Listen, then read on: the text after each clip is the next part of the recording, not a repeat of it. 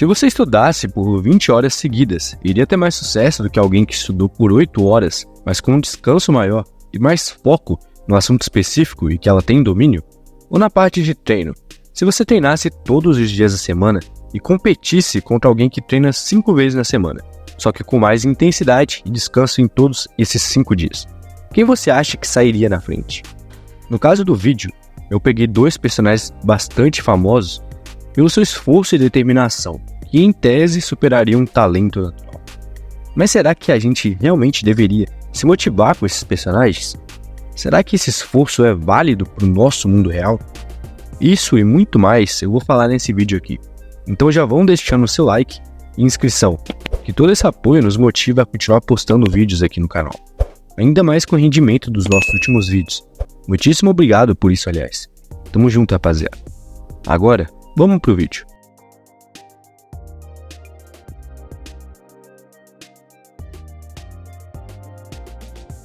Vamos começar a falar sobre o que seria um talento natural.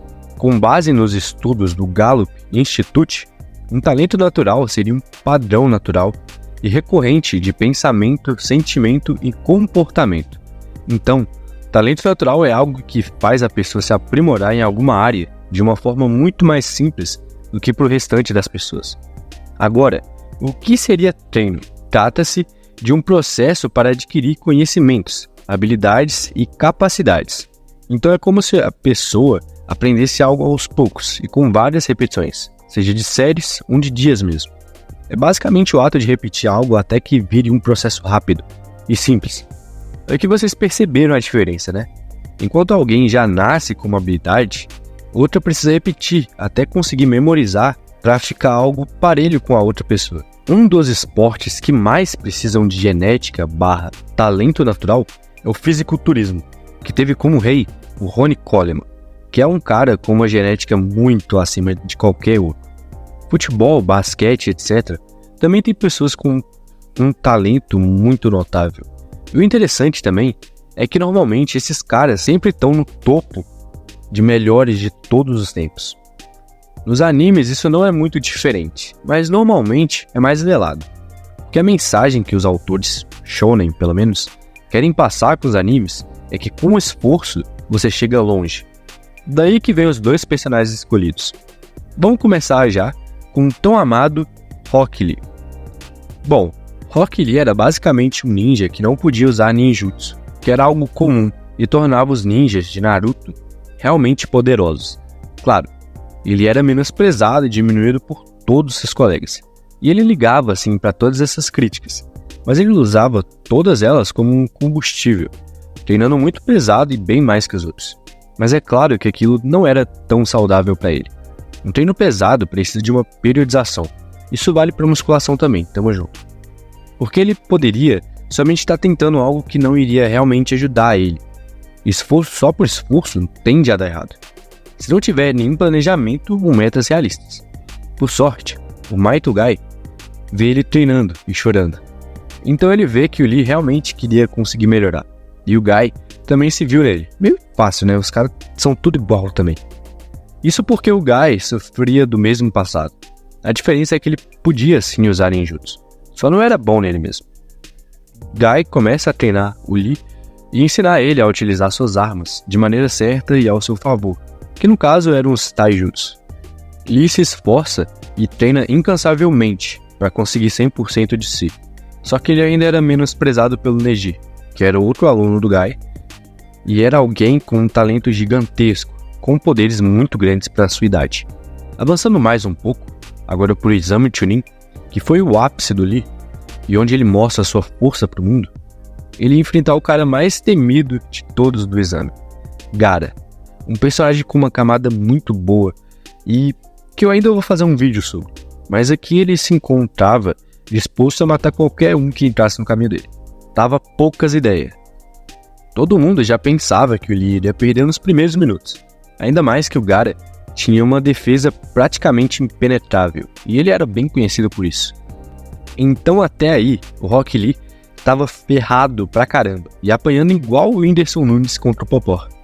Mas bom, o que ninguém sabia é que o cara tava carregando em cada perna um peso de aproximadamente 4,6 toneladas, de acordo com as pesquisas de uns manos da ciência. E pasmem, depois que ele tira todo esse peso, o cara literalmente estava voando de tanta velocidade. Com isso ele quebra a defesa do Gaara de forma emocionante, e tem uma sequência incrível de cenas. Mas como nem tudo são flores, ele acaba ficando inconsciente depois de um ataque fatal do Gaara. Só que, como tudo do Rock Lee, ele ainda é determinado e fica de pé, trazendo mais uma cena linda, com Guy protegendo ele e finalizando a luta como vitória do Gaara. Depois dessa luta, a vida do Lee tinha um destino horrível. Ele nunca mais poderia lutar de novo, por conta do ataque que ele levou. Só que, claramente, ele não ia desistir tão facilmente assim, né? Mesmo totalmente debilitado, ele insistia em treinar para voltar a ser quem ele era antes. No que me diz respeito ao empenho, ao compromisso, ao esforço, à dedicação, não existe meio termo. Ou você faz uma coisa bem feita, ou você não faz. Ayrton Senna. Lee levava essa frase totalmente a sério. Ele levou ela tanto a sério que a fez de sua vida. Mas tem um problema nessa filosofia de vida. Tem coisas que simplesmente a gente não pode controlar. O sucesso é uma dessas coisas. Podemos criar algo sólido, mas não depende somente da gente. E essa filosofia é comum, chamada de meritocracia, que é a ideia de que as pessoas devem se destacar não com base na classe social de seus pais, mas com base em suas próprias conquistas, em quão produtivas e habilidosas elas são. Essa filosofia é muito espalhada por coach motivacional da internet, mas eles nunca contam o lado ruim dela. Não é para todo mundo. 50% da sociedade é classe média. No Brasil, 33% da população recebe entre R$ 2.900 e R$ 7.100. Porém, 50,7% da população recebe menos do que R$ 2.900. Então, no Brasil, a maioria das famílias recebem menos do que a classe média. A minoria do Brasil são pessoas ricas. Então daqui vocês percebem comigo quão real esse tipo de pensamento é. Ainda mais se tratando do Brasil, onde mais de 10 milhões de pessoas passam fome e mais de 206 mil pessoas se encontram em uma situação de rua.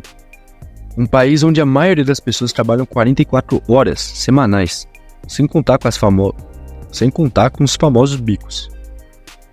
Tudo isso para receber um salário mínimo e com pouquíssimas bonificações. Um sistema de saúde extremamente lotado e com filas de esperas gigantes, sem falar das contas altíssimas e o imposto totalmente injusto. Como você pode cobrar desempenho de uma pessoa com essa rotina? Como você pode tentar dizer que você só precisa se esforçar mais, quando o brasileiro médio só pode pensar em sobreviver? Não se engane, tem situações que realmente precisamos nos esforçar mais. Só que são raros esses momentos. Na maioria deles, não depende da gente. Platão defendia a meritocracia sem a desigualdade social. Segundo Platão, não existe meritocracia da maneira que vivemos. E bem, eu antes consumia muitas frases de efeito e acreditava fielmente na meritocracia. Até que então eu comecei a trabalhar. Vi que a vida era muito diferente de tudo que eu lia e via no Instagram. Eu ainda acho essas frases boas, sabe? Só que depende do contexto da sua vida. Só que de qualquer forma, você não pode basear sua vida nisso. Você vai quebrar muito a sua cara. O mundo não é do jeito que te dizem na televisão. Até então, eu tive 2 chefes. Nenhum deles me pagou 100% do que me devia. E eu realmente fiquei decepcionado com isso, porque eu considerava ambos como pessoas boas, com que tentavam a menos. Essas decepções mudam nossa perspectiva da vida. Nem sempre só com esforço você vai conseguir algo. Por exemplo, nos esportes mesmo. No basquete, você até consegue jogar com 1,70. Só que você concorda comigo que se você tivesse 1,90, você provavelmente teria mais vantagem física contra a pessoa de 1,70? Isso não depende somente da gente. Podemos ter desvantagem genética, seja de altura ou outras características. Mas a gente não deve basear a nossa vida só nisso. Se você consegue estudar para uma prova, então é esforço que você é sim capaz de fazer. Logo, você deve sim se esforçar pelo que você quer, mas só até onde é possível. Não vivemos numa ficção ou um conto de fadas. A vida não é assim. seus esforços podem simplesmente ir pro ralo e você vai acabar se decepcionando muito mais do que poderia, se simplesmente não quisesse forçar algo que sabe que não é do seu controle. Numa arte marcial, você consegue, sim, com esforço, chegar muito longe. Mas se você tiver talento ou aptidão, você chegaria nisso muito mais rápido. Bom mesmo é ir à luta com determinação, abraçar a vida com paixão, perder com classe e vencer com ousadia. Porque o mundo pertence a quem se atreve e a vida é muito para ser insignificante. Augusto Branco. Já que falamos de luta, então vamos para o nosso querido Asta. Asta nasceu num mundo dominado pela magia, e como um protagonista shonen, ele não tinha magia nenhuma, simplesmente zero. E como Rock Lee, ele foi desqualificado e zoado por isso, ainda mais pelo fato do sonho dele, que era ser o Rei Mago. Muito burro. Ele rivalizava com seu melhor amigo, rival, Yuno, que era alguém que tinha um potencial de magia gigantesco. Em Black Clover, eles têm uma nomeação em que dão os grimórios, que meio que falam sobre a magia dos caras e do potencial máximo deles. Para saber quais são os melhores, eles usam as folhas de um trevo. 3 folhas do trevo representam fé, esperança e amor. Dentro de uma 4ª folha reside o bom agouro, e na 5ª reside um demônio. O Yuno recebeu o de 4 folhas, e o Asta acabou ficando sem nenhum. Mas magicamente, depois de confrontar o maluco lá, que queria descer a porrada no Yuno, e até conseguiu, acaba ganhando do nada um grimório de 5 folhas, que ninguém recebia. O motivo é bem óbvio, né? Mas enfim, antes disso tudo, e até mesmo depois disso, ele foi bastante ridicularizado. E como ele não poderia ter magia, ele decidiu focar 100% no seu físico, que era algo que ninguém se preocupava, porque já tinha uma magia do lado, né? Então não precisava disso. Então aqui vemos um ponto muito positivo pro Asta, que ele focou em algo que dava para ele controlar e melhorar, o que, querendo ou não, deixar ele na frente de algumas pessoas.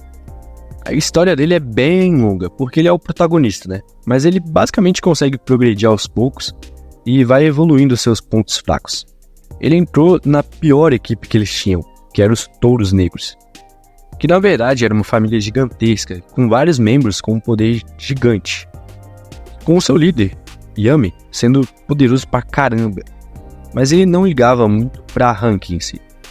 Depois que o Asta chegou, a equipe foi evoluindo cada vez mais, até chegar no pódio. O Asta era tido como alguém fraco, até para as pessoas mais próximas dele.